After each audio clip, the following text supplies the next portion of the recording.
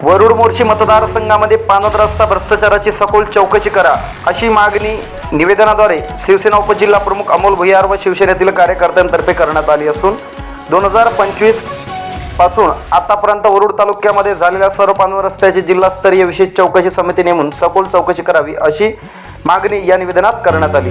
वरुड तालुक्यातील अनेक पानद रस्ते हे निकृष्ट दर्जाचे अपूर्ण पावसात वाहून जाणारे गंभीर समस्या निर्माण झाली आहे।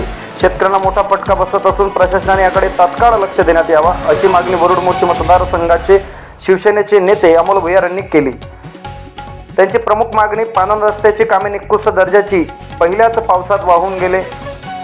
खोटे मस्टर, खोटे काम, शेतकऱ्यांच्या नावावर शासकीय दिशाभूल, संबंधित अधिकारी, कर्मचारी, राजकीय पुढारी व कंत्राटदार यांच्या रोजगार हमी योजना कायदा अंतर्गत कारवाई करावी। शेतकऱ्यांच्या हितासाठी पारदर्शक तपास व कठोर कारवाई करावी ही सुद्धा मागणी या निवेदनात करण्यात आली व इशारा सुद्धा देण्यात आला की येत्या 15 दिवसात विशेष चौकशी समिती नेमून कारवाई सुरू झाली नाही तर वरुड मोर्शी मतदारसंघातील शिवसैनिक, शेतकरी व नागरिकांच्या वतीने तीव्र लोकशाही मार्गाने आंदोलन छेडण्यात येईल। यावेळी उपस्थित शिवसेना उपजिल्हा प्रमुख अमोल भुयार तसेच सोशल मीडिया तालुका प्रमुख तसेच वैद्यकीय मदत कक्ष तालुका प्रमुख पिंटू कोरडे व असंख्य महिला पदाधिकारी व कार्यकर्ते उपस्थित होते।